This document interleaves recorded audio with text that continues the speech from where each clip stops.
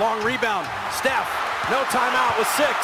At 5, Curry for the lead.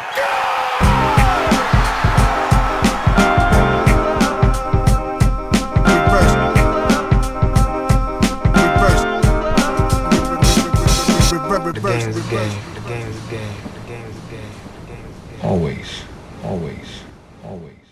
Bienvenue à toutes et à tous dans un nouvel épisode du podcast de l'équipe Rivers Basket Session. Première chose, comme vous le savez, si vous passez sur Basket Session régulièrement sur nos réseaux sociaux ou voilà, si vous êtes abonné à notre newsletter, vous savez que nous venons de boucler notre nouveau numéro qui est un numéro un peu exceptionnel. C'est le MOOC numéro 11, spécialement dédié à Michael Jordan. Voilà, on a fait l'annonce le jour de son 60e anniversaire. On a pu envoyer tous les dossiers à l'imprimeur le 23 février 2023. Donc voilà, tout un tas de choses dont on est assez fiers. Si vous avez vu passer peut-être l'info, mais on a eu la chance d'être épaulé par du beau monde dans ce numéro aussi, puisqu'on a eu Oxmo Puccino en rédacteur en chef, avec une interview vraiment intéressante menée par Wax, qui était le rédacteur en chef exceptionnel de notre numéro 5 spécial Kobe Bryant. On a aussi eu la chance de pouvoir parler avec Sam Smith, le journaliste historique du Chicago Tribune. On a aussi pu avoir Mustapha Sonko, légende vivante du basket français, peut-être un des joueurs qui a été fortement impressionné et influencé par Michael Jordan, et qui à son tour a influencé toute une génération de basketteurs français voilà, à partir dans de nouvelles directions. On a aussi eu Antoine Leroy, journaliste émérite de Canal+, rédacteur en chef de l'émission Intérieur Sport. Bref, plein de beau monde pour nous aider à décrypter le phénomène Michael Jordan.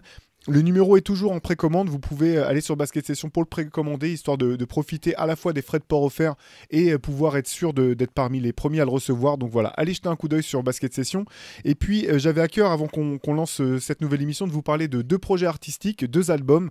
Donc si vous nous suivez sur YouTube, vous pouvez voir derrière moi, il y en a un, c'est le nouvel album de Wax Taylor qui vient de sortir. Voilà, si vous aimez la musique, je vous conseille d'aller jeter une oreille attentive à ce disque, d'une part parce que c'est un musicien talentueux, mais aussi parce que c'est un mec vraiment sympa, totalement passionné de basket. Donc voilà, c'est de l'indépendant, c'est de la musique qui a du cœur, donc allez y prêter une oreille. Et je voulais aussi vous parler de cet album-ci, qui est le nouvel album d'une chanteuse qui s'appelle Elodie Rama, basée à Marseille. Son album vient de sortir, le clip avec du morceau avec Akhenaton, qui s'appelle Indigo, est paru la semaine dernière.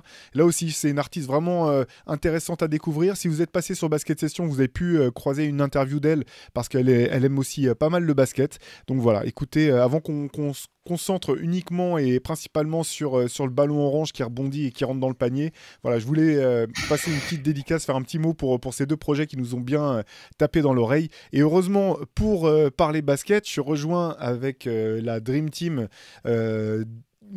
humaine, en fait. C'est Benjamin Moubèche, c'est-à-dire que quand tout le monde est malade, quand certains sont en train de finir de boucler le Rivers, il y a Benjamin qui monte au créneau pour assurer 3 heures de live sur Twitch sans aucun problème. Donc Benjamin, la Dream Team humaine, et Antoine Pimel, dont c'est le retour avec une voix à nouveau étincelante, clinquante, comme au plus beau jour de la carrière de Barry White.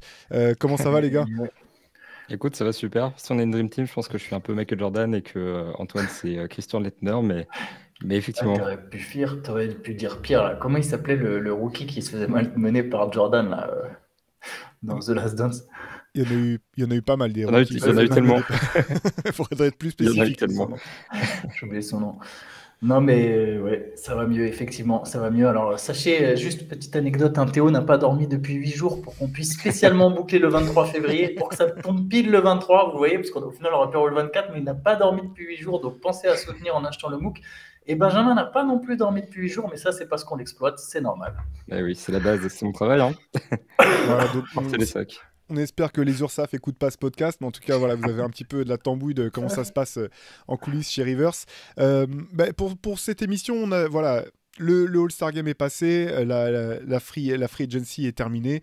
On avait envie de voir un petit peu quelles étaient les questions les plus intéressantes qu'on se posait sur cette fin de saison, parce qu'il y a pas mal d'équipes qui n'ont pas bougé et pour lesquelles il y a des questions qui se posent, d'autres qui ont bougé pour lesquelles des questions se posent.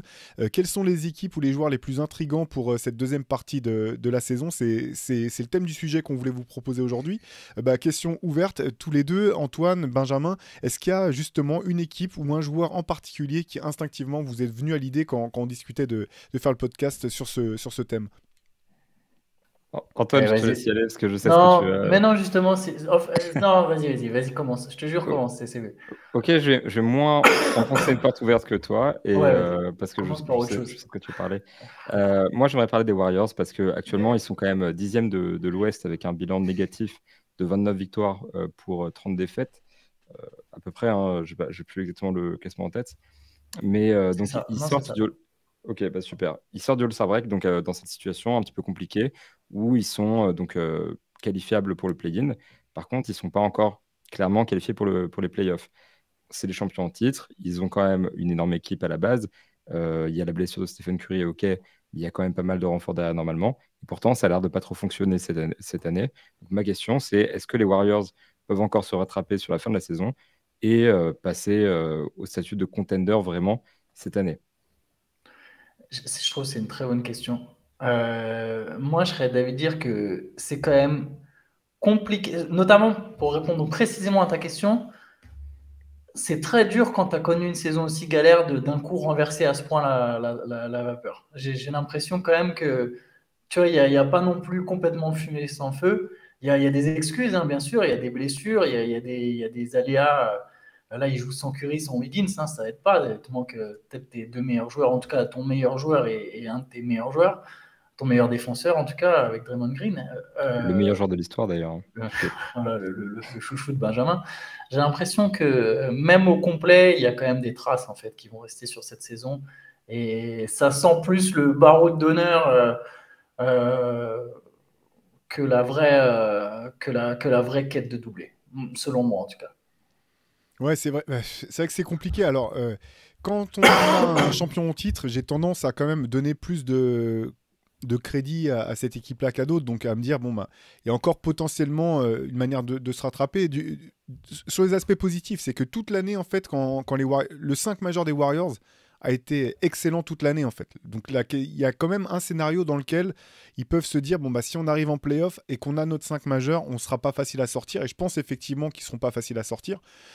La question qui se pose et qui est intéressante et que tu soulèves, Benjamin, c'est que pour ça, il faut malgré tout déjà qu'ils participent aux playoffs et qu'effectivement, vu leur classement actuel, c'est pas garanti. Et surtout, ce que ça valide, en fait, c'est l'échec finalement du projet Warriors sur cette saison. Moi, je suis le premier à être tombé dans le panneau, ou du moins, j'y avais cru très très fort. On avait fait un début de podcast, c'était peut-être même le premier de la saison, Ouais. où moi, je les pensais même invincibles cette année, parce que j'avais cru fort à leur projet jeune. Et à ce que les jeunes pouvaient apporter, c'est pas le cas. Ils ont bougé un peu à la free agency. Faudra voir ce que pour. Il y a des aspects. Si on veut regarder le verre à moitié plein, il y a des aspects intéressants, quoi. Dante DiVincenzo qui commençait à vraiment rentrer un petit peu dans le moule. L'arrivée, si on espère pouvoir qui sera vite sur pied de Gary Payton. Non, Gary Payton. Si, Gary Payton. C'est ça, Gary Payton, exactement. ouais. Pardon, voilà. Ça, c'est des aspects que je trouve positifs. Par contre, c'est vrai que j'ai plus du tout quand même la même certitude, ou même jusque, je sais pas, au bout de 20 matchs, je me disais, bon, bah, ils vont redresser la barre. De toute façon, ça va le faire. Ils vont arriver en playoff fort. Là, il y a quand même, je veux dire, le sens commun laisse penser que ça sera pas l'année des Warriors cette année et que ça va être compliqué, parce que même si finalement ils retrouvaient leurs 5 majeurs en playoff, il n'y a pas suffisamment, je trouve, parmi les joueurs de rotation, de joueurs qui ont pu montrer qu'on pouvait vraiment compter sur eux et qui pouvaient avoir répliqué leur performance en playoff, parce que tout au long de la saison, finalement, c'est vraiment des performances en dents de scie depuis le début de l'année pour tous les joueurs de complément.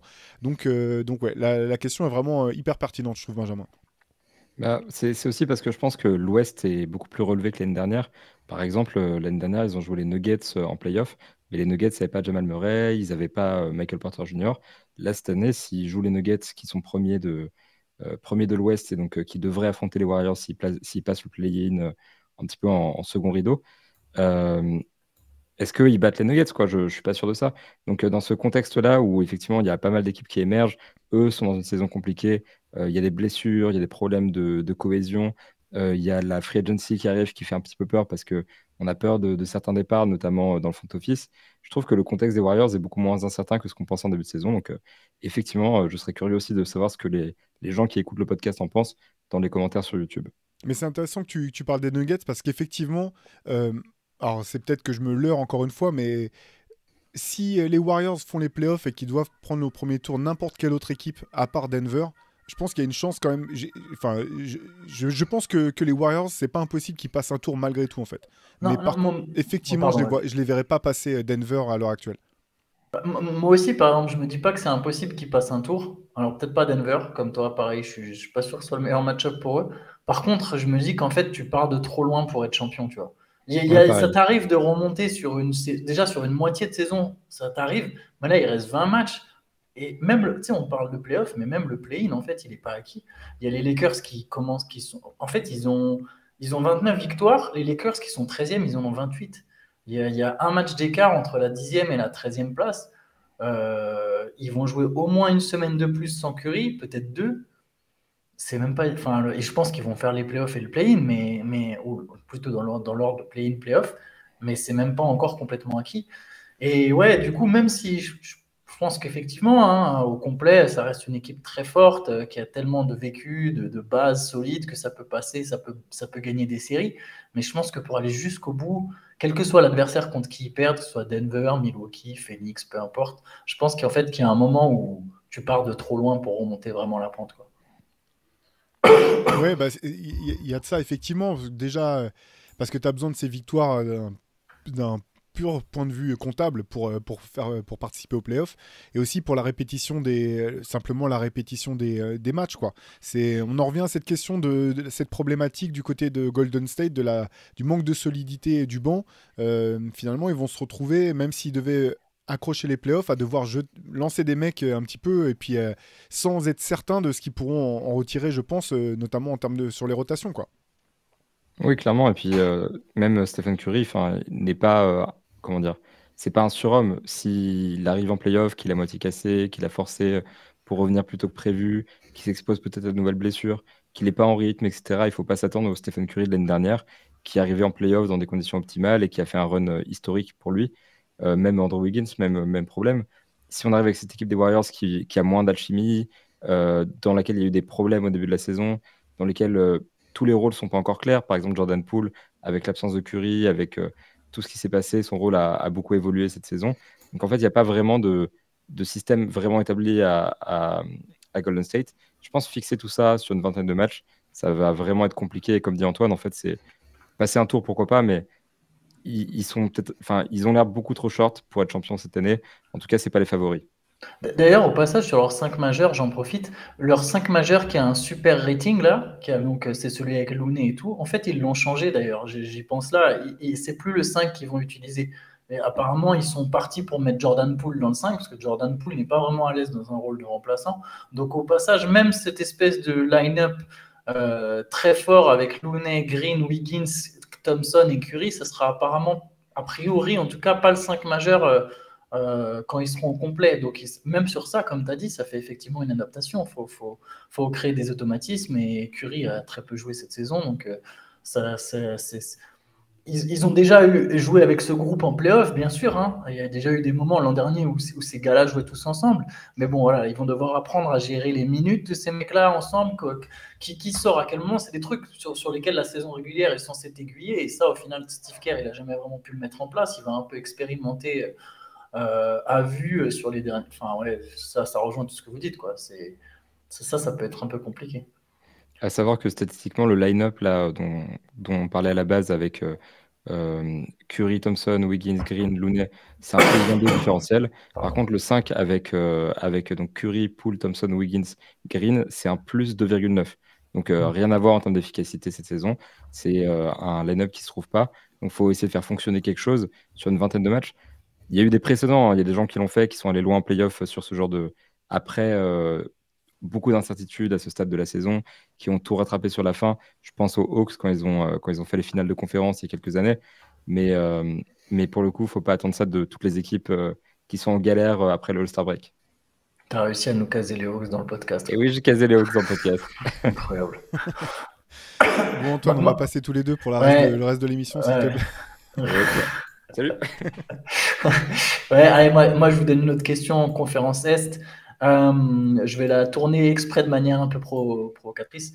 Est-ce que Mitchell et Garland vont comprendre que Mobley est le meilleur joueur de l'équipe? Ça, c'est ma question. Alors, je ne pense pas que Mobley soit le meilleur joueur de l'équipe, mais je le tourne un peu comme ça. Je vous mets un peu de contexte, notamment avec le match de jeudi soir qui était intéressant contre les Nuggets, où Mobley a mis 31 points, mais durant les 3 premiers quarts-temps, ils lui ont pas du tout passé la balle dans le 4e. Du coup, Cleveland met que 18 points dans le 4e quart-temps, ils perdent, ils se font remonter par le Nuggets, ils perdent le match. C'est pas nouveau, c'est pas quelque chose de nouveau. Ça arrive souvent en fait que les Cavaliers, c'est que notamment Mitchell et Garland jouent beaucoup de hero ball en fin de match et passent moins la balle à Mobley, alors que Mobley est en train de passer un cap offensivement. Et moi, ça me fait un peu peur pour les playoffs, parce que je pense que justement dans une configuration playoff, il y aura beaucoup de moments comme ça. Je voulais savoir un peu ce que vous en pensez. Est-ce que vous pensez que va y avoir un vrai changement à Cleveland, ou est-ce que ça se fera pas tout de suite? Moi, je trouve que tu poses la question de la manière la plus Orientée. provocante possible. J'ai orienté volontairement un peu. Et du coup, pour répondre à ta question, est-ce qu'ils vont réaliser que c'est le meilleur joueur de l'équipe? Bah non, parce que ça ne l'est pas. Et Oui, c'est vrai.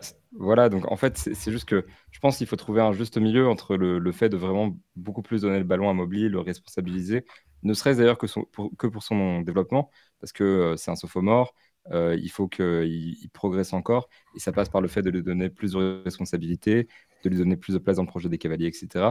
Donc ils auraient intérêt à le faire, mais en l'état, quand même, Donovan Mitchell reste le go-to guy dans le 4e quart-temps. Il suffit de regarder les chiffres. C'est un mec qui met 124,4 points pour 100 tirs tentés. Evan Mobley, il en met 118,7 pour un intérieur qui a beaucoup moins d'options que Mitchell, qui ne peut pas tirer à 3 points comme Mitchell, qui ne peut pas créer autant d'actions que Mitchell. C'est assez faible en fait.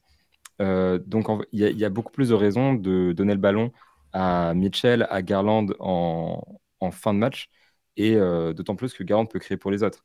Maintenant, c'est vrai que des fois, les deux ont tendance à jouer un petit peu avec des œillères.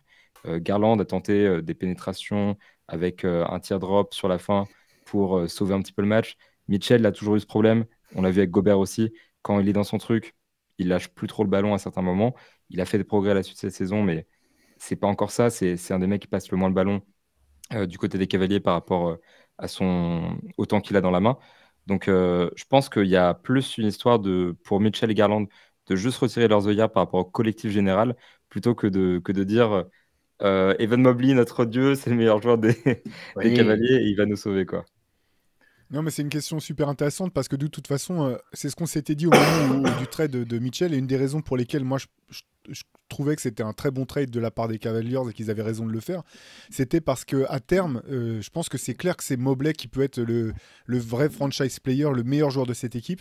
Et si c'est le meilleur joueur de cette équipe et que derrière tes joueurs 2 et 3, c'est Garland pardon, et Mitchell, t'es super bien placé pour pouvoir être extrêmement ambitieux. Ce qui est intéressant, je trouve, c'est de voir aussi la ligne de, comment dire, la trajectoire de progression d'Evan Mobley. Il avait commencé un petit peu doucement la saison. Moi, je m'attendais à ce qu'il passe le cap tout de suite, tellement j'avais été bluffé par son niveau l'an dernier. Après, c'est normal que ça prenne du temps. Et là, je trouve qu'il a raccroché les wagons. Il a repris cette trajectoire. Et moi, dans le jeu, alors pas forcément purement dans le jeu, mais dans le physique, dans les aptitudes et dans la trajectoire, il me fait quand même pas mal penser aussi à un joueur comme Chris Bosh, qui au début était un joueur de complément en fait pour d'autres stars comme Vince Carter. Il a fallu le départ de Vince Carter pour qu'on se rende compte tout à coup du joueur incroyable qu'il pouvait devenir. Et donc moi je trouve pas ça inquiétant à long terme. Je pense qu'effectivement il y a un apprentissage, celui pour Evan Mobley de trouver jusqu'où peut aller son potentiel, et pour ça il a besoin de la balle effectivement, parce qu'il est encore dans la découverte lui aussi, et même chose collectivement en fait, il faut que le collectif se rende compte et découvre de ce qu'il peut leur apporter, notamment offensivement, parce que défensivement la question se pose même pas. Donc je pense que cette campagne de playoff va être extrêmement intéressante pour Cleveland. Elle n'est pas primordiale dans le sens où il n'y a pas encore d'objectifs clairement établis, mais je trouve qu'elle aurait intérêt à être la plus longue possible pour pouvoir emmagasiner justement le plus d'expérience possible, d'avoir le plus de répétitions dans des matchs coup près, de voir ce qui marche pas, pour l'an prochain s'assurer qu'il y a un rééquilibrage, notamment dans les moments clés.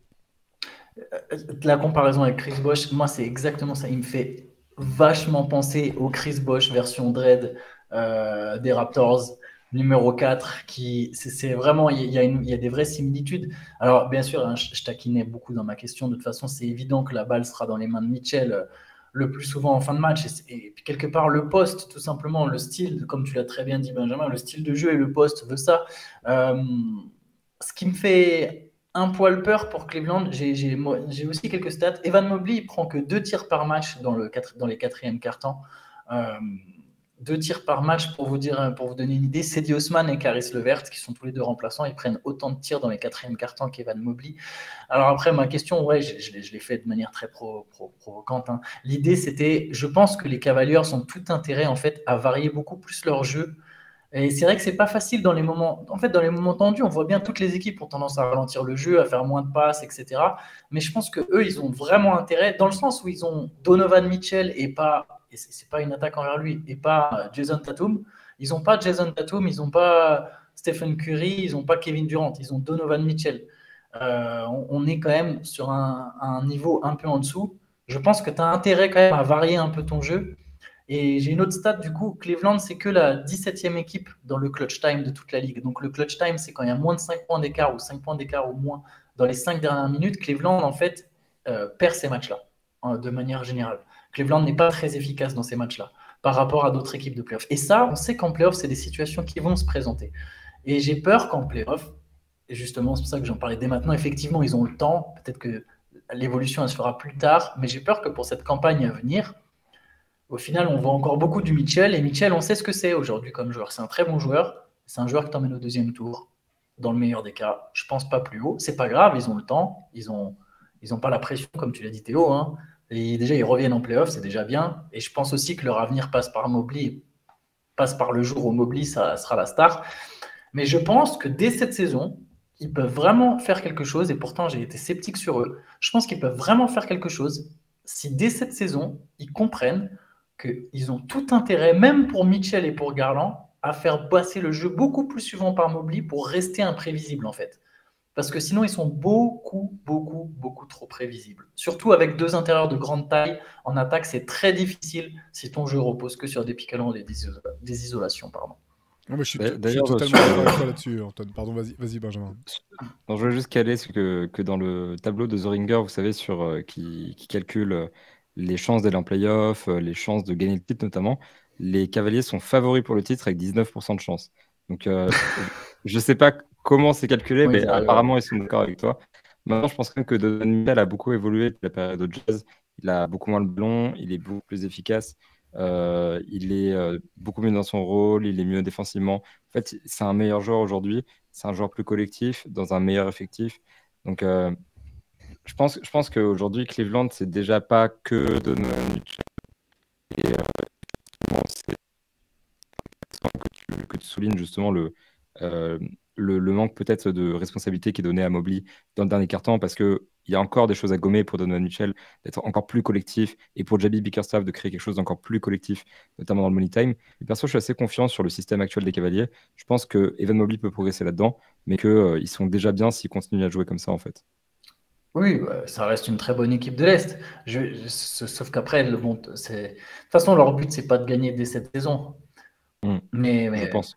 Mais bon, je pense que le plus tôt, comme tu le disais d'ailleurs au tout début, c'est ce qui est intéressant, le plus tôt tu mets Mobley dans ces situations où tu lui passes un peu la balle en fin de match, le plus tôt il apprend en fait. Donc pourquoi attendre que, tu vois, on parlait de Chris Bosh, il a fallu que Vince Carter parte. C'est des contextes différents. Mais tu vois ce que je veux dire? Là, à un moment, ils sont faits pour construire avec Mitchell et Garland, mais avec Mobley. Et je pense que tout le monde, à peu près dans le staff, est conscient que ce sera Mobley la superstar. Pourquoi? Prends le temps dès maintenant d'essayer de le développer dans ces situations, surtout en saison régulière, quand tu as 4e place. Elle n'est pas assurée, bien sûr. Et tu sais que derrière toi, il y a Brooklyn qui a perdu ses stars, il y a New York, tu as 4-5 victoires d'avance. C'est le moment, en fait, d'essayer. Tu vois. Je pense que là, c'est vraiment le moment parfait. Autant essayer dès maintenant, quoi. Non, mais je suis totalement d'accord. Surtout quand tu as un joueur, en fait, quand tu as le luxe d'avoir un joueur comme Evan Mobley qui est tellement polyvalent, qui peut s'adapter tellement à ce qui se passe, que En fait, tu as besoin d'avoir ces situations en live, en situation réelle, pour justement pouvoir mesurer ce qui marche pas, quels plans défensifs peuvent venir embêter Cleveland. Parce qu'en fait, je pense que c'est vraiment le type de joueur qui peut, à terme, être un peu polymorphe et s'adapter aux situations et te faire payer d'une manière ou d'une autre, en fait. Mais pour ça, ça demande d'être passé par ces situations, de jeu là. Là, ce qui est le luxe énorme, c'est qu'en fait, t'as presque pas besoin de lui donner la balle pour qu'il soit efficace. En fait, il peut aller se contenter de grappiller par-ci par-là, de récupérer un ballon en fin de possession, d'arriver à en faire quelque chose. Défensivement, on le redit encore une fois, c'est quand même là où il en est à ce stade de sa carrière, c'est assez flippant, hein, sur son potentiel à terme. Donc ouais, tu pouvais pas espérer mieux du côté de Cleveland, enfin meilleur draft, je pense. Et moi, j'ai quand même confiance un petit peu dans le fait que Garland et comment dire, et Mitchell puissent adapter leur jeu et, comme tu le disais Antoine, réaliser que plus ils rendront le jeu, plus dans les quatrièmes quart-temps ils pourront passer par un troisième joueur, plus ça leur simplifiera la tâche. Ce que je trouve qu'ils arrivent à faire assez bien l'un avec l'autre, en fait. Maintenant, il faudrait qu'ils arrivent à utiliser le reste de l'effectif pour ça. J'ai l'impression qu'en fait, eux deux, ils arrivent à se considérer au même niveau. Je sais pas si tu vois ce que je veux dire. Ils Ouais. arrivent à. Tu vois, il y a cette espèce de respect de. Ouais, on est les deux stars, quoi, tu vois. Genre, c'est pas, ouais, t'es mon petit. Mobley, il est un peu plus jeune. Je pense qu'ils sont conscients du potentiel, mais je pense qu'ils le considèrent pas encore comme tel, en fait. Et comme il a l'air d'être pas le genre de mec qui va se mettre vachement en avant, tu vois, il a un peu ce côté Anthony Davis de bon, bah, si on me passe pas la balle, je vais pas non plus la réclamer de force, tu vois. Je vais faire d'autres choses. Si se met, tu vois, par exemple, ça serait Paolo Banchero, je suis sûr que Paolo Banchero, il demanderait la balle, il dirait non, mais attendez, les mecs, qu'est-ce que vous faites? Vous me passez la balle, quoi. Tu vois, c'est à un moment, ça va. Je pense il n'y a pas encore ce petit déclic, mais peut-être que ça va peut-être arriver très vite et peut-être même dès cette saison de se dire ah, attends, mais lui aussi, il a notre niveau. Parce que je pense qu'en fait, il est déjà à leur niveau. Façon de parler, il n'est pas au niveau de Mitchell. Non, mais il n'est pas au niveau de Mitchell. Il n'est pas au niveau de Mitchell, en fait, surtout offensivement. Mais je pense qu'en termes d'impact, en fait, c'est déjà une star. En fait, honnêtement, Evan Mobley, il est vraiment pas loin d'être un All-Star. Je sais que c'est difficile de comparer les joueurs, mais il est vraiment pas loin. En tout cas, sur ce qu'on voit là depuis 2 mois, quand vraiment il se développe, il est pas si loin que ça d'eux en réalité. Je pense qu'il pourrait presque déjà le mettre à leur échelle. Mais en fait, je partage ce que tu dis, mais je pense qu'il y a une différence finalement entre ton impact sur le jeu, ton impact même sur le jeu et dans le jeu, et ton statut, en fait. Et des fois, c'est pas tout à fait la même chose. Et là, effectivement, je pense que dans l'impact sur le jeu et les résultats, je partage plutôt ton avis, Antoine, ou en tout cas, s'il n'est pas à leur niveau, il est vraiment pas loin du tout. Après, il est encore trop jeune, je pense, pour avoir la gestion des moments, savoir prendre la main sur l'équipe. C'est pas toujours simple. Aussi. Et finalement, effectivement, s'il jouait comme Paolo Banchero, peut-être que, enfin, dans l'attitude, hein, et moi j'aime beaucoup Paolo Banchero, c'est juste les équipes sont tellement pas dans les mêmes situations que c'est dur de comparer. Mais si vraiment il voulait prouver qu'il peut, tu vois, prendre le jeu un peu de force, je pense que ça irait sans doute à l'encontre des bons résultats de Cleveland. Donc là, mais la question qui est intéressante, c'est parce qu'en fait, on ne sait pas encore qui il est. Tu vois, un petit peu comme Scottie Barnes du côté des Raptors, on ne sait pas encore qui sont ces joueurs-là en termes d'ambition personnelle, d'attitude, tu vois. Donc, c'est pour ça que j'aime bien la comparaison pour l'instant. En tout cas, on verra avec Chris Bosh, parce que finalement... Chris Bosh, l'une de ses grandes forces, ça a été de savoir se mettre au service d'un collectif et de se contenter d'avoir l'impact sur le jeu et sur les résultats. Et en même temps, on peut dire peut-être ce qui a manqué à Chris Bosh, au-delà malheureusement de sa blessure, enfin de son problème de santé qui a mis un terme prématuré à sa carrière, c'est peut-être aussi de ne pas avoir voulu plus voir jusqu'où il pouvait étendre ses ailes quelque part. Et c'est peut-être la différence. Alors, je vais dire un truc qui va sonner comme un sacrilège, mais c'est pas du tout... c'est vraiment pour l'image, mais c'est peut-être un petit peu la différence entre un Chris Bosh et un Tim Duncan, en fait. Il y a une espèce de voie intermédiaire où tu peux arriver à te mettre au service du collectif tout en étant le meilleur joueur, et que ça soit à l'entraînement tes adversaires, les mecs qui sortent du terrain, ils disent « Ouais, non, mais c'est le 21 le meilleur. » La question, elle se pose même pas, quoi. Qu'il ait mis 8 points ou qu'il en ait mis 27, en fait. Après, pour Mobley, ça dépend beaucoup de sa défense, mais offensivement, je pense qu'il n'a pas le ballon aussi parce que c'est un mec qui tire à 40% à mi-distance, c'est un mec qui prend pas de 3 points, c'est un mec qui, même au panier, réussit jamais que 80% de ses tirs, alors que c'est beaucoup de paniers faciles qui lui sont donnés par les extérieurs. En fait, il est pas, pour moi, il est défensivement prêt à assumer le statut de leader des Cavaliers. dans le sens où c'est déjà de loin le meilleur joueur défensif des Cavaliers. On voit son potentiel global, mais offensivement, il n'est pas encore prêt, je pense, à assumer une charge comparable, même de loin, à celle de Il Mitchell n'a et pas la Garland. même panoplie offensive, c'est sûr. Et de toute façon, ils n'ont pas le même style de jeu. Mais tu peux le. Déjà, 40% à mi-distance, c'est solide. Hein. 40% à mi-distance, c'est vraiment solide. Pour un mec qui en prend autant, parce que ça représente quand même 40% de son volume de tir aussi, c'est pas fou. Hein. C'est quand même des tirs difficiles. Les tirs à mi-distance, c'est des longs deux points. Ça reste un pourcentage plus que correct. Kevin Durant a normalisé le truc en mode maintenant c'est du 55%, mais 40%, tu es parmi les meilleurs de la ligue en fait à mi-distance. Après, mais je suis d'accord, mais après, de toute façon, je chipote, je suis d'accord avec ce que tu dis. Il n'a pas la même panoplie. Mais je pense qu'en fait, ils peuvent l'intégrer sans forcément en faire un go-to guy, tu vois. Sans lui donner des ISO ou des possessions au poste bas, ce serait ridicule, tu vois. Ce serait pas l'idée. Mais juste vraiment souvent essayer de passer par lui, quitte à ce que des fois, même juste, il marque pas, pardon, mais juste que la défense se souvienne. Ah putain, il y a ce mec qui est là, il est grand. Si on le laisse, il va finir près du cercle. Faut pas qu'on le laisse rouler. Faut pas juste que Evan Mobley il se retrouve à rien faire dans les quatrièmes cartons, en fait. C'est plus ça que je veux dire. Ok. Benjamin, question t'avais qui une autre... maintenant Ah Non, je demandais justement à qui la question maintenant. Vas-y, Benjamin, si t'as une autre question dans la poche. Écoute, Dans la j'en ai manche pas plutôt. mal, hein. Enfin, tu peux la garder dans la poche si tu veux, mais l'expression française plutôt dans la manche. Hein. Excusez pour la Mais il n'y a fatigue. pas de problème. Hein. Je peux ranger mes questions n'importe où. Mais pour le coup, la question que je posais, moi, c'était plus un truc aussi individuel. On en a parlé beaucoup au début de la saison. Le débat, il s'est un petit peu estompé parce que justement, il est en train de se régler. Est-ce que pour vous, Nikola Jokic sera le triple MVP? Parce que effectivement, en début de saison, on entendait beaucoup de discours comme quoi c'était pas possible, parce que ça le mettrait dans la catégorie d'un Larry Bird, ça le mettrait dans la catégorie d'un Will Chamberlain. C'était quelque chose d'historique et qu'on pouvait pas le donner à un mec comme Nikola Jokic qui n'avait pas encore fait quelque chose en playoff, etc., etc., etc. Mais à ce stade de la saison où il y a des blessures, Kevin Durant notamment, qui commence un petit peu.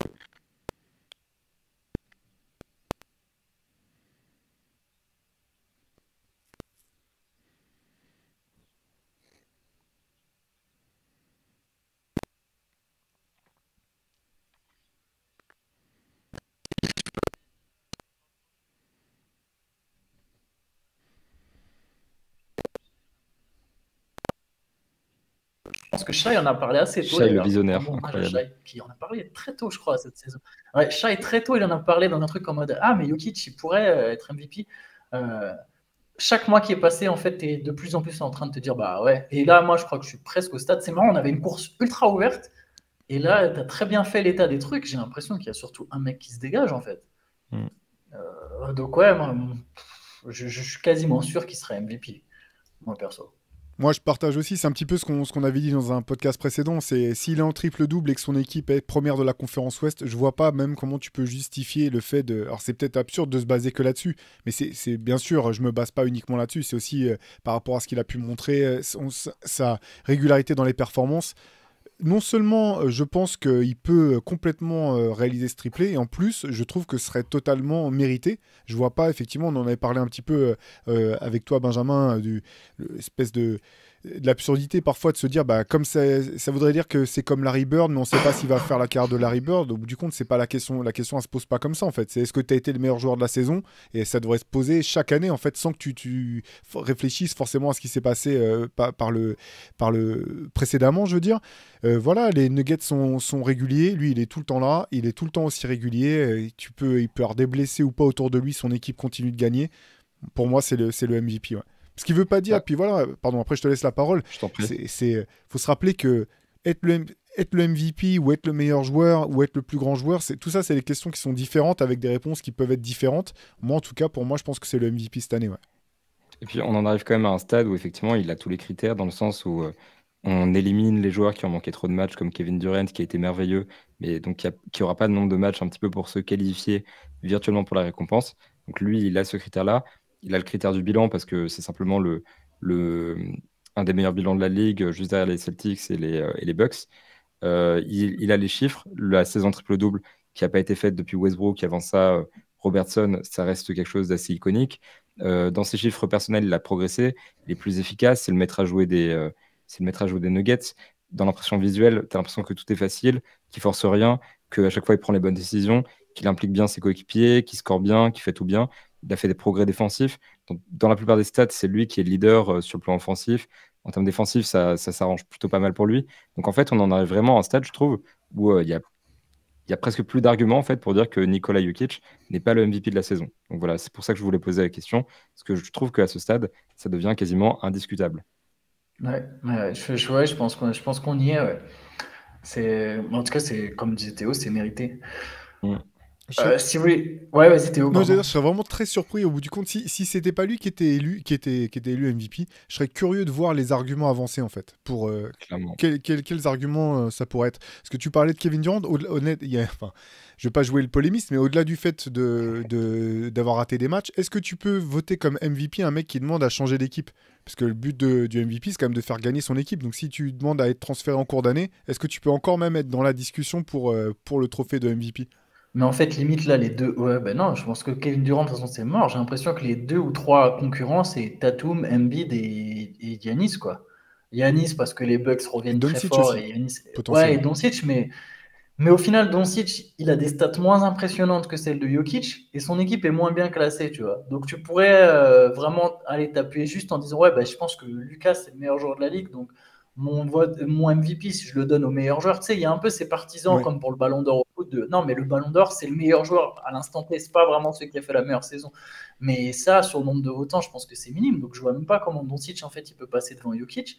Donc il resterait éventuellement Embiid, moins bon bilan, moins de matchs joués. Je crois que même les stats, elles sont moins bonnes. Giannis, enfin, en fait, j'ai Tatum pour le côté meilleur joueur de la meilleure équipe. Mais je trouverais ça très bizarre. Je trouverais ça, comme toi, je trouverais ça bizarre à avancer en mode 1, mais Tatum, quand même, les Celtics, c'était très fort. C'était le meilleur joueur de cette équipe. Alors qu'en plus, il n'y a même pas une très grosse différence de bilan, d'ailleurs, au passage entre Denver et Boston. Ça se joue sur 1% de différence entre les deux au niveau du bilan. Donc, c'est même pas dit que Boston finisse avec un meilleur bilan que Denver à la fin de l'année. Donc, ouais, je suis d'accord avec Benjamin. Je pense que ça devient indiscutable. Moi, j'ai une question, je vais mettre le pied dans le plat. On en a déjà parlé, on a fait tout un podcast avec Benjamin.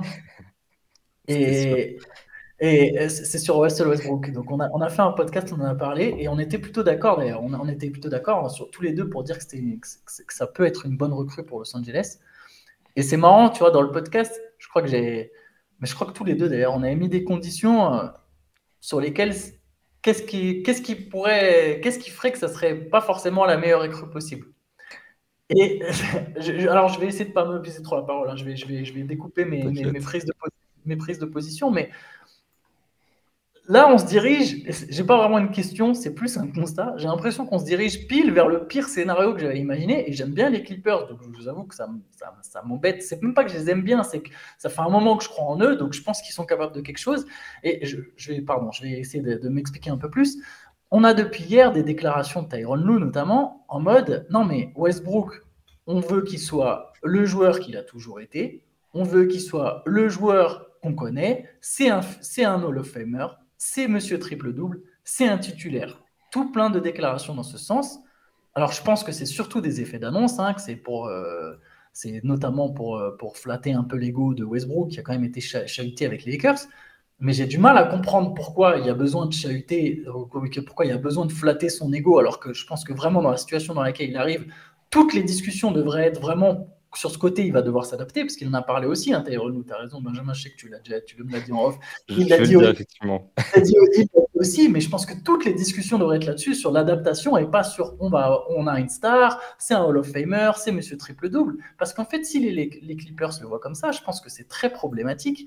Et j'ai l'impression, c'est comme si vous voulez, ce mec ou cette nana qui a trompé tous ses partenaires, mais son ou sa nouvelle partenaire, je m'excuse pour la métaphore, est persuadé que ça va changer. Alors qu'en fait, le problème, apparemment, il est psychologique, ça vient d'autre part, tu vois. En fait, c'est comment tu n'as pas vu tout ce qui s'est passé, pourquoi ça ne s'est pas... Je veux dire, si Russell Westbrook, c'était encore Monsieur Triple-Double, c'était encore une star, et c'était tout le Hall of Famer, tout le bien que tu dis de lui, mais dans ce cas-là, tu l'aurais jamais signé. Il n'aurait pas été coupé. Il n'aurait pas été transféré 5 fois en 5 saisons. Il n'y a pas qu'aux Lakers que ça n'a pas marché, tu vois. Et toutes ces déclarations de Tyronn Lue, pardon, me font un peu peur parce que j'ai l'impression qu'ils vont le voir comme une star et je pense que c'est l'erreur. Et comment dire, ça me fait, je vais finir là-dessus, après je vous laisse la parole, c'est exactement le même scénario que 6 mois en arrière, quand Darvin Ham, il fait tout plein de déclarations tout l'été, on s'en est mangé des news, tout l'été, Russell Westbrook, c'est un Hall of Famer, il faut le laisser jouer comme il est, c'est une star, c'est un titulaire, c'est une machine à triple-double, une machine à stats, tout l'été. 6 mois après, les Lakers, ils l'ont transféré. Je veux dire, j'ai peur, et les Clippers n'auront pas ce luxe, même s'ils ne le payent pas 47 millions. Donc bref, voilà, je vais vous laisser la parole, j'ai d'autres choses à dire sur Westbrook, mais juste, est-ce que... Je crois que tu allais dire, j'ai d'autres choses à faire, je vous laisse la parole. Voilà. J'ai d'autres choses à faire que de parler avec vous. Sur toutes ces déclarations, qu'est-ce que vous en pensez un petit peu? Eh ben, écoute, n'étant pas quelqu'un qui note le nombre d'écrans posés par Russell Westbrook quand il n'a pas le ballon, etc., et qui... Là, tu vois un petit peu le côté pessimiste, je trouve, de la conférence de presse. Je vais faire l'inverse, je vais prendre le côté optimiste de la conférence de presse et je vais prendre le truc un petit peu à revers. Moi, ce que je retiens de ce qu'a dit Tyronn Lue, c'est le fait qu'il insiste notamment sur le fait qu'il devrait trouver ses coéquipiers de 1 et de 2, faire en sorte de savoir quoi faire sans la balle pour qu'il soit impactant, même quand il n'a pas le ballon. Alors oui, ok, il a eu effectivement les déclarations pour dire qu'il aurait la balle, que c'était un Hall of Famer, que c'était un MVP, que c'était Russell Westbrook et qu'il fallait que Russ soit Russ, c'est le nouveau slogan des Clippers et il est absolument partout dans toutes les bouches. Nicolas Batum, Paul George, du coup Tyronn Lue, etc., etc.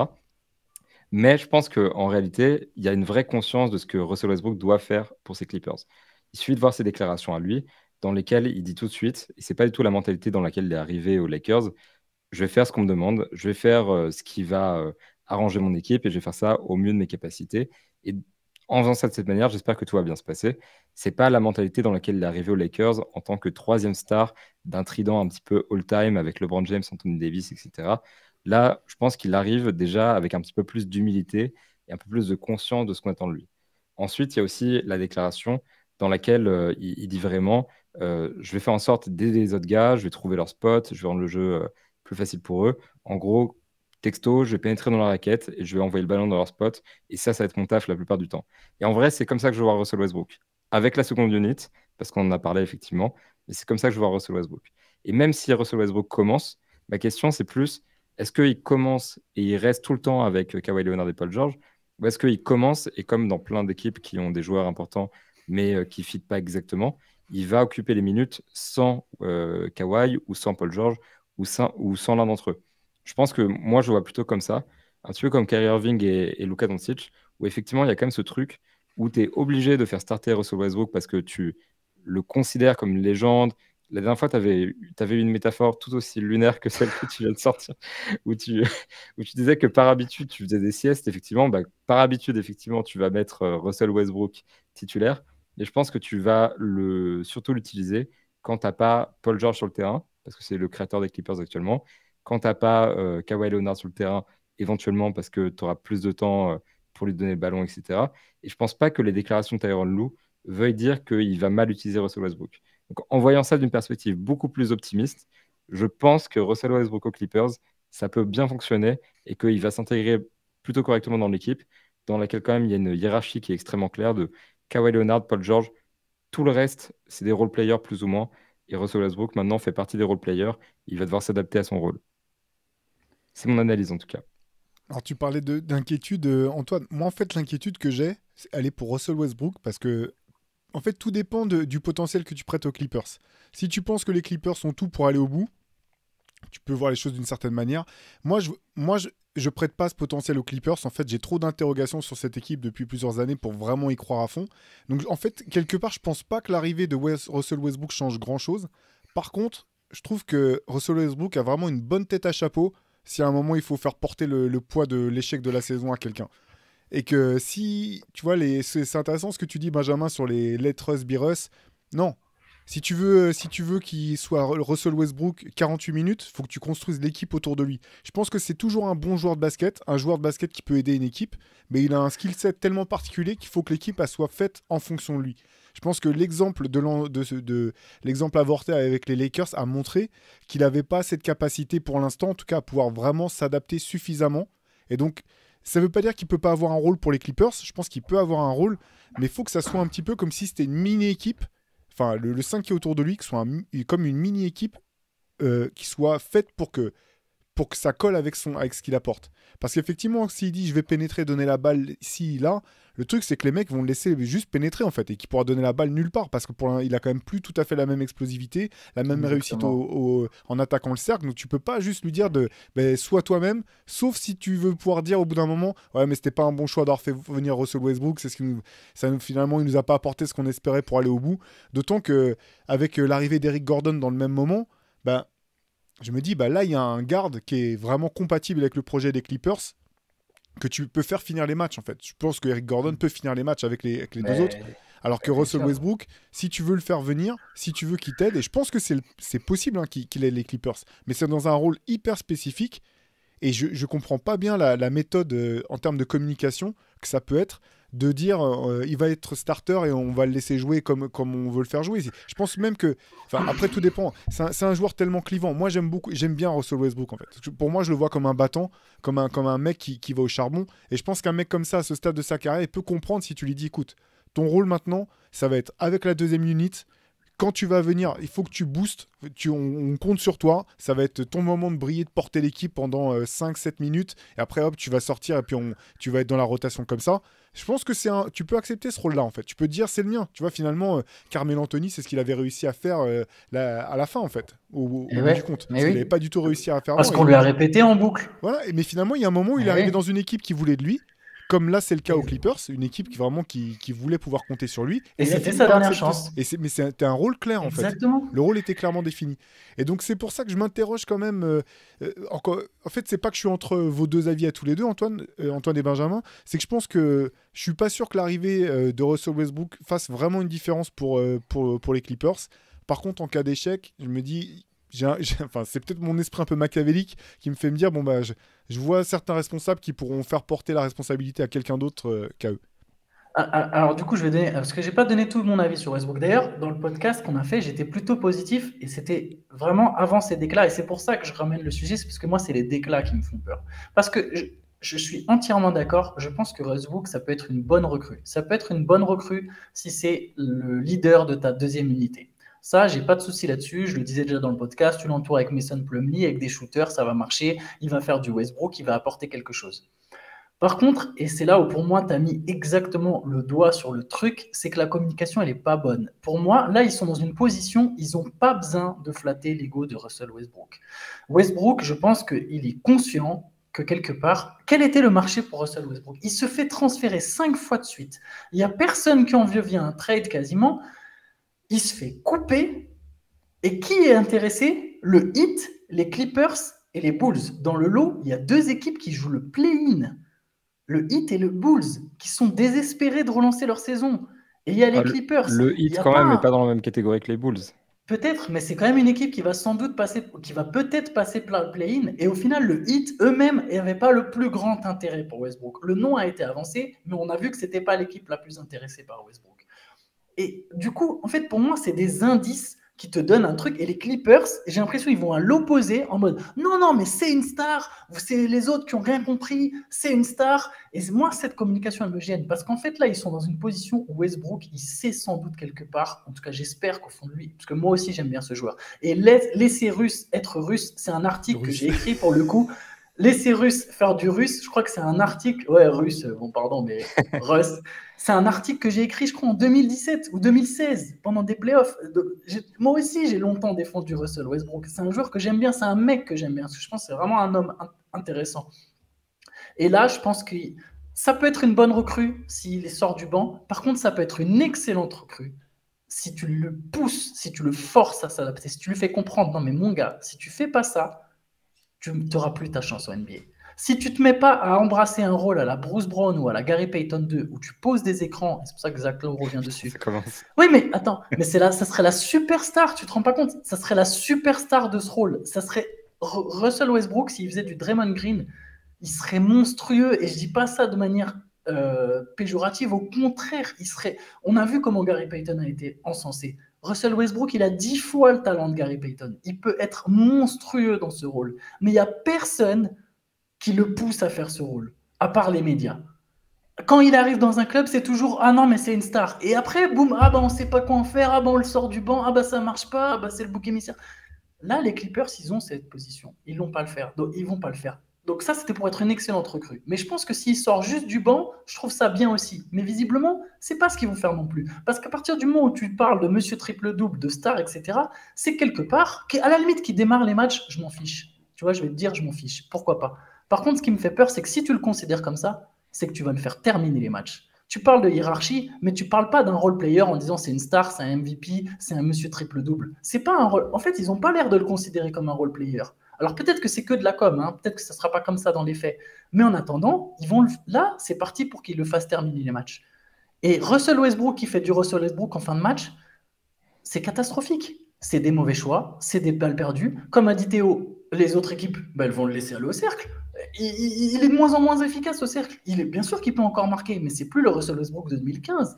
Et juste une petite chose, parce que Paul George, qui a l'air tellement enflammé sur son passage avec Westbrook à Oklahoma City, cette équipe, elle se fait sortir au premier tour par les Blazers. Je l'ai vu cette série, je l'ai vu en entier. C'est même pas la plus grosse équipe des Blazers. Elle se fait sortir au premier tour par Portland. Elle perd pas contre Golden State. Elle fait sortir par Damian Lillard.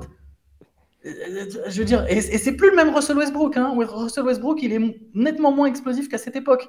Donc, Paul George, il est nostalgique d'un truc qui n'existe même plus.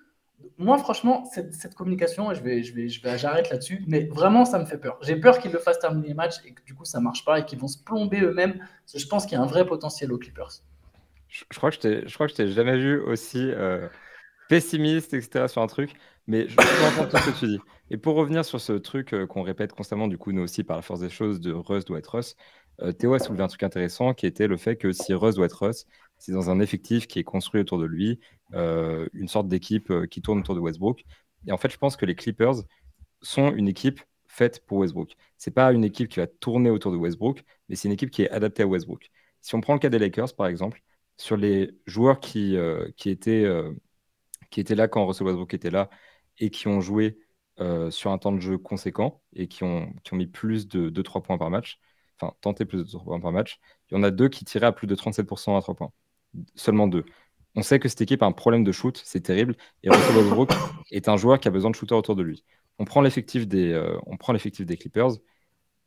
On a Norman Powell, Paul George, Kawhi Leonard, Marcus Morris, Nicolas Batum, maintenant Eric Gordon, qui sont tous des shooters à plus de 37% au shoot, même 37,5 si on veut être précis. À 3 points, tu veux dire.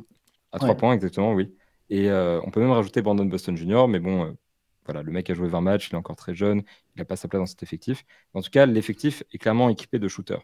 Donc dans ce contexte-là, je pense que Westbrook, dans ce jeu-là, dans ce côté un petit peu unidimensionnel, quand il a le ballon, de pénétrer, certes avec moins d'efficacité qu'avant, et kick out le ballon, il peut le faire. Et puis au-delà de ça, ok, c'est plus le joueur de 2017, c'est plus le joueur qui a été MVP ou celui qui a brillé avec le Thunder, mais ça reste un joueur qui, je pense, est quand même capable d'aller mettre des lay-ups, et il aura beaucoup moins de difficultés à le faire avec les Clippers qui stretchent beaucoup plus le terrain qu'avec les Lakers, sur lequel c'est archi compact parce que tu joues à côté d'un Anthony Davis sur une jambe qui met plus ses 3 points, d'un LeBron James à 31% à 3 points. En fait, dans un jeu où Westbrook peut être le focus de la défense ou au moins de 1-2 défenseurs. Dans cette équipe des Clippers, Westbrook, c'est un élément à côté de mecs qui sont tellement plus dangereux que lui qu'il pourra exercer son rôle de créateur comme il faut. Moi, je suis assez optimiste aussi parce que je pense que les Clippers, en fait, ont l'équipe de 1, comme je l'ai dit, pour calmer Westbrook et en fait faire ce que tu as dit, Antoine, c'est-à-dire lui dire reste à ta place, maintenant tu connais ta place. Si tu veux continuer en NBA, il faut que tu t'adaptes à un nouveau rôle, que tu acceptes, comme tu dis, d'être un Bruce Brown.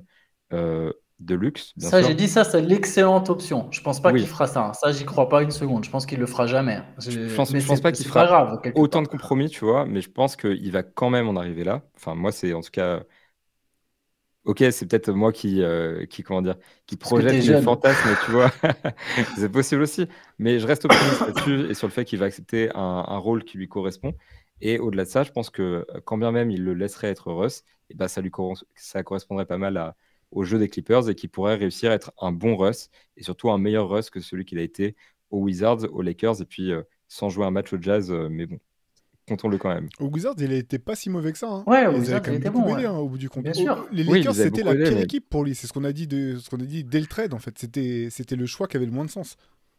Mais juste, moi je vous le dis, je pense que Westbrook, il va faire des stats. Je pense que ça va. En fait, je pense que il va sortir du banc, ou en tout cas, quand il va être avec la seconde unit, ça va marcher. Comme tu l'as dit, il y a des shooters autour. Je pense que tu l'entoures de Gordon, de Batum, de ces mecs-là, ça va marcher. D'ailleurs, j'y pense. J'ai vu une autre d'éclat de Tyronn Lue où il est optimiste sur son association avec Terrence Mann. Je pense que les deux, faut absolument pas les faire jouer ensemble. Tu te retrouves avec deux non-shooters sur le terrain, mais bref. Peu importe, ça c'est Tyronn Lue. Pourtant, je pense que c'est un bon Plus coach. un grand, hein, potentiellement. Ouais, plus Ivica Zubac, t'imagines. Juste un petit truc parce que vraiment, je pense que Westbrook va être bon, il va faire ses stats. Là où j'ai peur, c'est vraiment, comme je le dis, je pense playoff en fait quand je pense Clippers. Je pense playoff et je pense même pas premier tour. Je pense qu'est-ce qui va se passer game 5, game 6 des séries.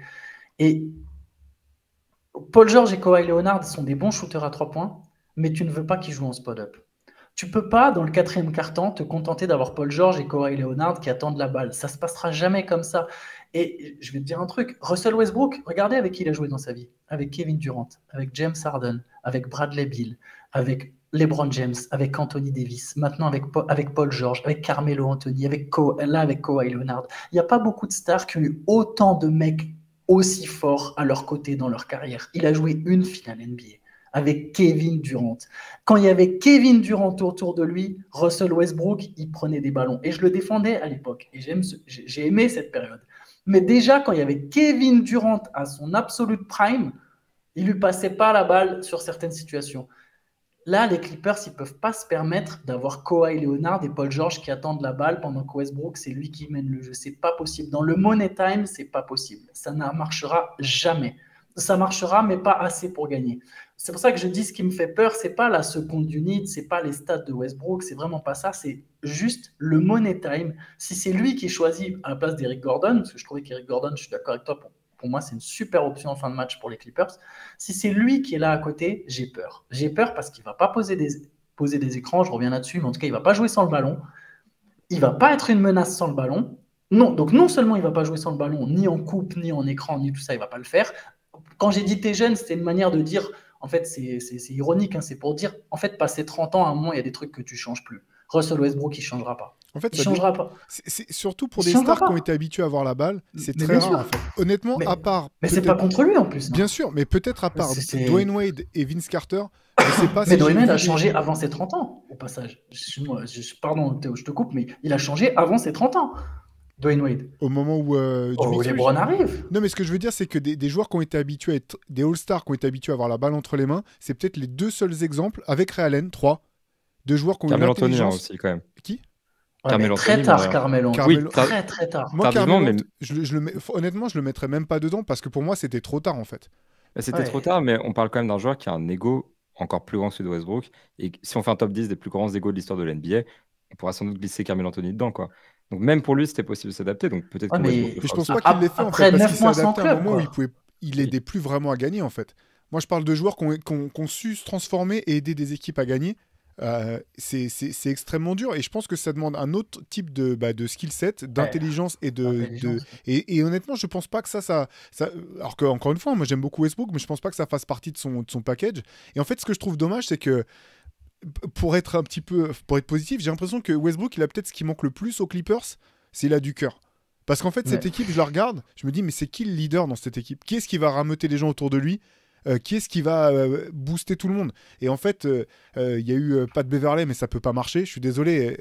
Malheureusement, il y a une question de hiérarchie d'équipe en fait. Tu peux pas être juste le mec qui aboie et être le leader de l'équipe. Ça marche pas en fait. Si tu veux être ça et pas beaucoup jouer ou avoir un rôle minime, faut que tu sois là depuis Mathusalem comme Udonis Haslem. Sinon, ça peut pas marcher.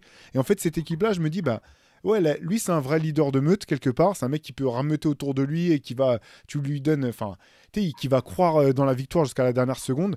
Mais je sais pas comment, en fait, son rôle pourrait être suffisamment important à l'heure de sa carrière pour que ça puisse aider vraiment les Clippers, en fait, à leur faire passer ce cap-là. Parce que c'est vrai que fin de match serré, qui est-ce qui va... C'est qui le chef de bande en fait dans cette équipe des Clippers? J'aurais tendance à croire, alors là j'ai pas d'infos inside, mais tu vois, je me dis, Batum, en fait, il joue un peu ce rôle-là de ce qu'on a entendu dire de droite et de gauche dans cette équipe, tu vois, mais c'est pas non plus... lui aussi, il a un rôle un peu... il a un rôle très important, mais c'est pas non plus l'un des leaders, comment dire... établi, en fait, de cette équipe. Donc, ouais. Je pense en fin de match, tu as juste besoin de Tyronn Lue qui joue son rôle de gestionnaire d'ego, de capitaine un petit peu officieux de cette équipe, et puis de Kawhi Leonard qui est le leader par l'exemple et qui prend le ballon. Et en fin de match, de toute façon, je suis d'accord sur ce point-là avec Antoine, clairement. C'est en fin de match, le ballon est entre les mains de Kawhi Leonard ou Paul George, jamais entre les mains de Russell Westbrook, effectivement. Et je pense que c'est ce qu'il faut conserver. Et si tu conserves ça, tu peux laisser Russell Westbrook être un leader avec la seconde unit, être une sorte de avoir du cœur à l'entraînement aussi. D'ailleurs, on le voit déjà. On a vu une vidéo avec Marcus Morris où il encourage à mettre 30 tirs ouverts à 3 points. Bon, je ne suis pas sûr que Russell Westbrook ait un si grand rôle à jouer là-dedans que ça. Mais en tout cas, il essaie quand même d'apporter ce que tu dis, justement, un petit peu de cœur, etc. Donc, je pense qu'il pourra le faire à sa mesure, en fait. Et ça suffit. S'ils arrivent à à faire en sorte que Westbrook ajoute un petit peu d'identité, un petit peu de hustle, s'ils arrivent à le faire fonctionner sans ballon, et qu'ils arrivent à le mettre dans un rôle qui lui correspond avec la seconde unit et sans les deux stars sur le terrain, je pense que ça peut être un succès et que ça peut être une super signature pour le minimum en plein milieu de la saison. On fait difficilement plus prometteur en tout cas. De toute façon, je suis d'accord avec ce que tu dis là. Pour moi, les Clippers ont potentiellement pas grand-chose à perdre en fait. C'est dans ce deal. Mais je trouve que Westbrook a beaucoup à perdre en fait. J'en reviens à mon avis du départ. C'est si ça se passe mal, ou si cette équipe va pas aussi loin que ce qu'elle pensait pouvoir faire, je serais curieux de voir sur qui le coup près va retomber. En tout cas, dans les médias, il sera ciblé auprès de certains médias US, ouais. Parce que Basket Session, rendez-vous cet été pour mes articles. Non, parce que je pense qu'au bout du compte, la winning condition de toute façon des Clippers, ce sera toujours Kawhi Leonard, et pas seulement qu'il soit là, mais aussi qu'il soit vraiment en mode 2019. Donc je pense que quelque part, ça se jouera. C'est peut-être pas Westbrook effectivement qui fera leur jeu. Mais je vois bien, comme tu as dit, certains médias en mode ah, mais au fait, les Clippers, s'ils n'avaient pas ajouté Westbrook, ils avaient peut-être l'équipe qu'il fallait pour gagner, tu vois, genre ce genre de truc venir. Hein, parce que même ce serait pas impossible. Alors c'est vraiment. Il n'est pas aimé en plus des journalistes. C'est ça. Genre je veux pas. Ça fait théorie du complot, mais c'est pas ça. Mais si je pousse un peu le délire plus loin, je me dis Kawhi Leonard, il peut partir cet été. Si finalement les Clippers se foirent comme ça, là, se foirent ou du moins vont pas là où ils doivent aller, s'il peut pas jouer ces derniers matchs, sur qui va être la pression? Là, t'es obligé de pointer du doigt Kawhi Leonard quand même, qui est là. Enfin. Dans le monde de résultats des Clippers. Je dis pas ça pour enfoncer le clou, c'est simplement, il est trop blessé, il nous a pas permis d'aller là où on pouvait aller. Dans ce type de situation, on sait que certains joueurs préfèrent se barrer, plutôt que d'assumer les responsabilités ou de se dire, ça commence à trop parler de moi, je vais peut-être aller voir ailleurs. Là, j'ai vraiment l'impression que Westbrook a tout pour faire office de fusible un petit peu. On verra ce que ça donne, mais effectivement, c'est le contexte qui est compliqué, qui est trop. J'ai l'impression qu'il y a trop de choses, trop peu de temps, trop de choses à gérer pour que ça puisse être une super success story où à la fin de l'année, on le voit en train de boire du champagne sur le parquet de la Crypto Arena. Ça serait beau, par contre. C'est clair. Est-ce que vous vouliez aborder un dernier sujet Vas-y, Ben, je passe ta une. Écoute, sur ma liste, j'avais quelle taille fera le dossier médical de Kawhi Leonard, mais pas sûr que tout le monde soit très optimiste là-dessus.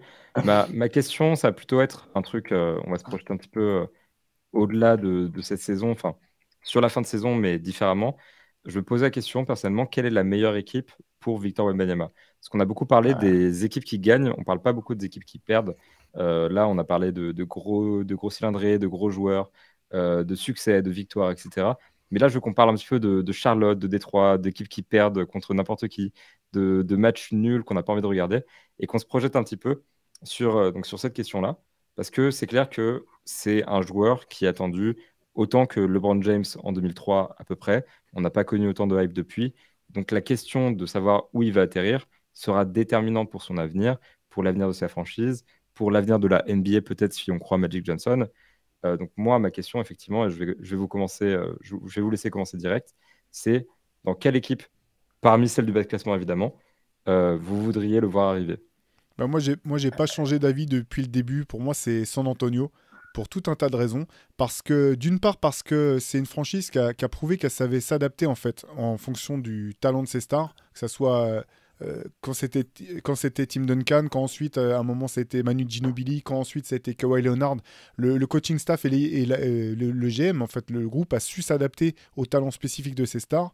Je trouverais ça aussi que ce serait une justice en fait du côté des Spurs qu'ils puissent récupérer un joueur, un talent de ce niveau-là, parce qu'au bout du compte, je trouve que c'est une équipe et une franchise qui a fait énormément de bien à l'évolution du jeu, du basket, et qui a souffert que d'une chose, c'est de jamais vouloir tanker. Donc en fait, si on regarde depuis la draft de Tim Duncan, ils ont eu une seule fois un choix de draft dans les 15 premiers.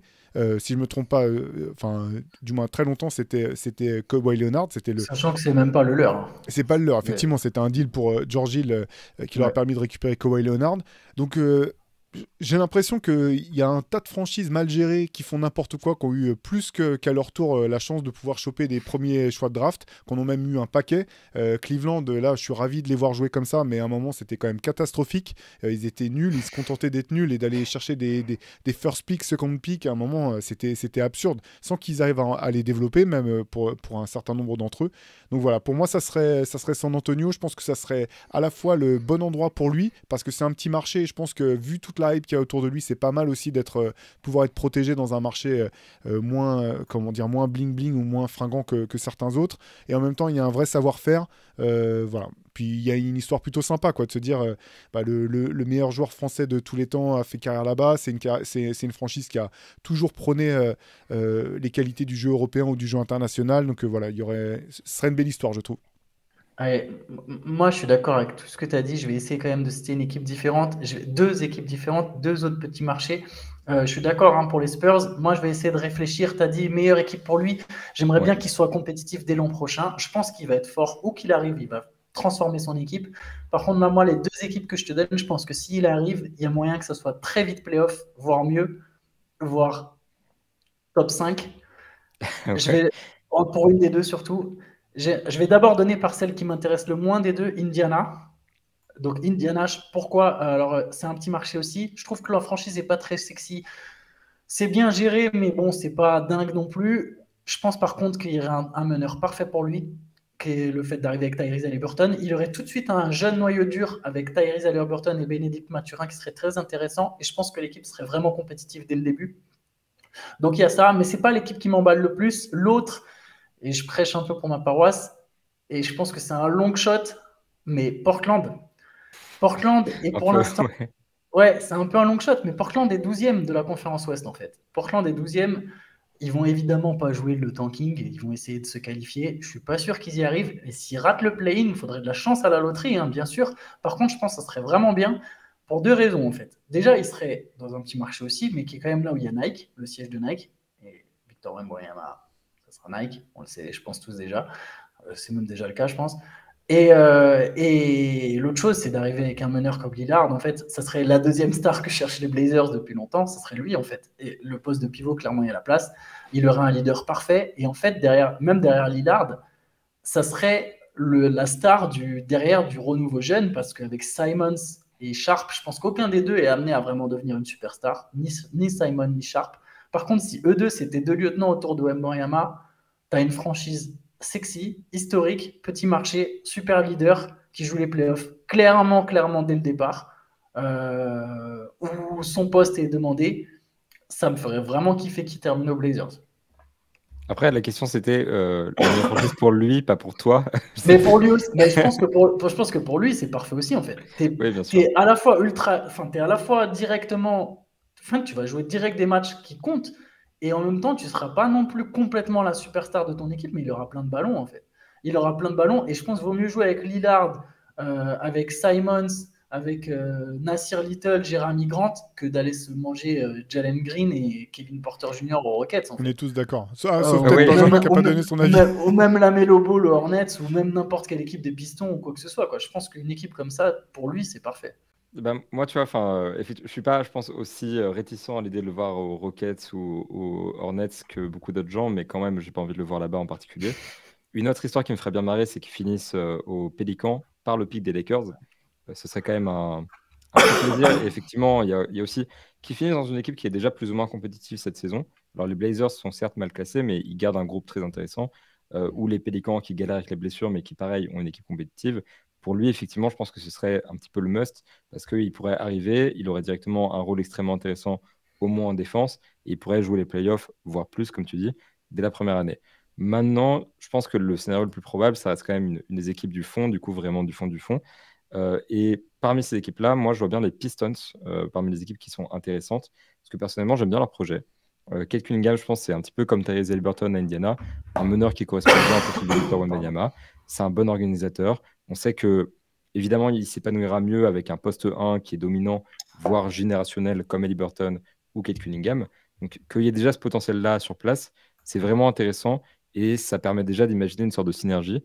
Et au-delà de ça, je trouve que le projet est vraiment deep. Il y a quelque chose d'intéressant. Il y a pas mal de jeunes vraiment cool.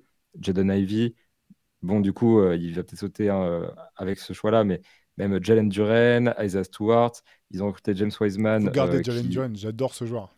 Bah, ça pourrait être jouable d'avoir Victor en 4 et Jalen Duren en 5. Oui, super complètement. Complémentaire avec. C'est plutôt leur James Wiseman et Marvin Bagley, peut-être, qui sont un peu moins complémentaires.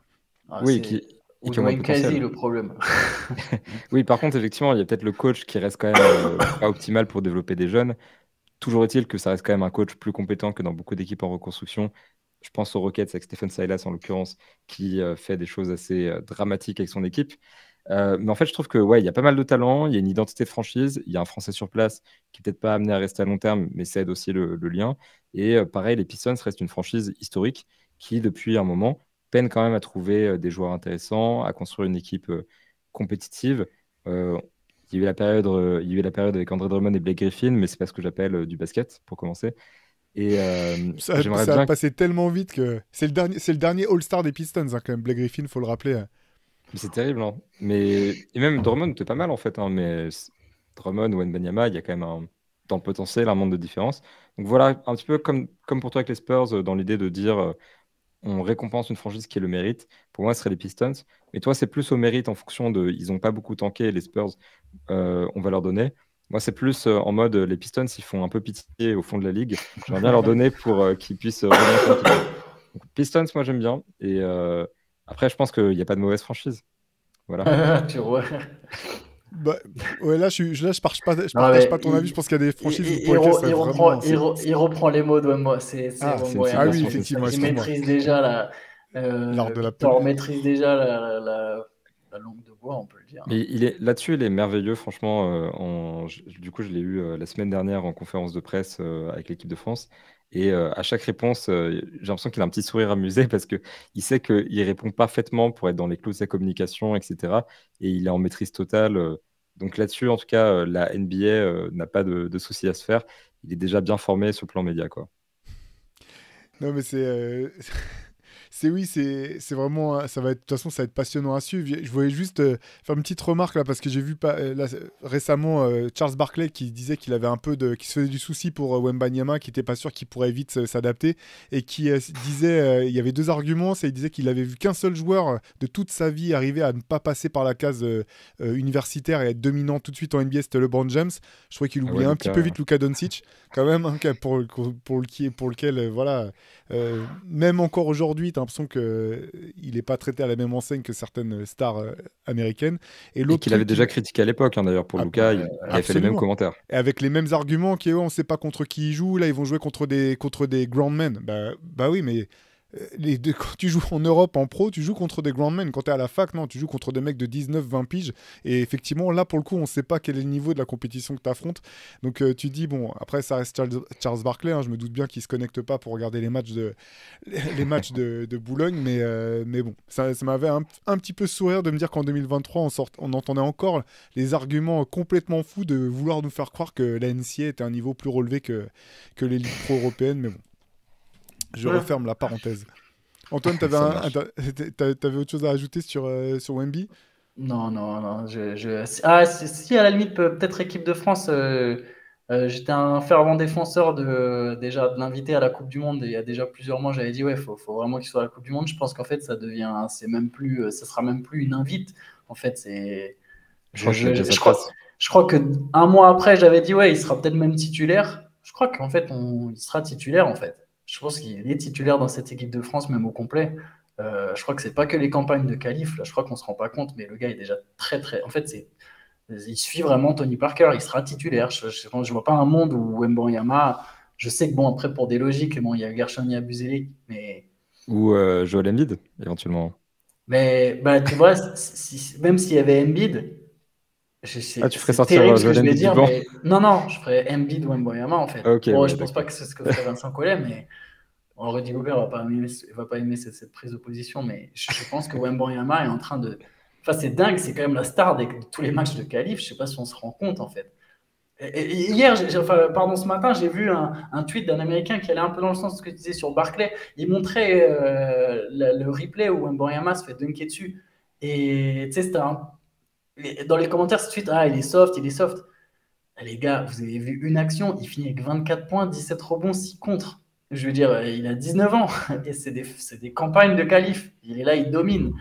Je crois que les gars sont pas prêts. Pour rejoindre notre podcast, je vous encourage à l'écouter, notre podcast de la semaine dernière. Il faut faire un All-Star Game États-Unis contre international, que les Américains se fassent un peu botter les fesses et qu'ils comprennent que leur formation, il y a un sérieux souci et qu'il faut qu'ils revoient leur méthode de formation. Et que Reggie Miller apprenne enfin à connaître Antetokounmpo qui est quand même double MVP, défenseur de l'année, MVP des finales, champion NBA. Il serait temps un petit peu de se mettre à la page sur les Européens. Ouais, il va être obligé en allant sur Wikipédia, en regardant la liste des derniers MVP, parce que quoi qu'il arrive, cette année, il y a quand même de grandes chances, sauf si c'était Jason Tatum, il y a de grandes chances que ce soit à nouveau pas un Américain. Donc, il y a un moment, très beau que Doncic gagne l'an prochain. C'est tout.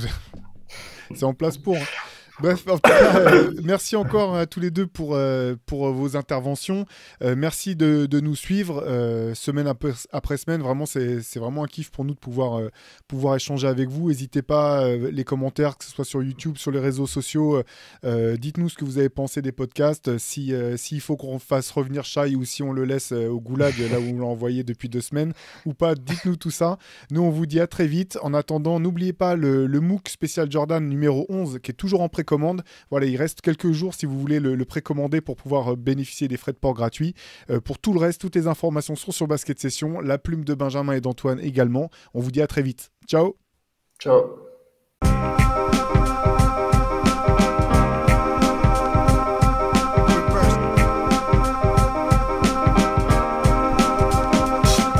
The game is out there, and it's either play or get played.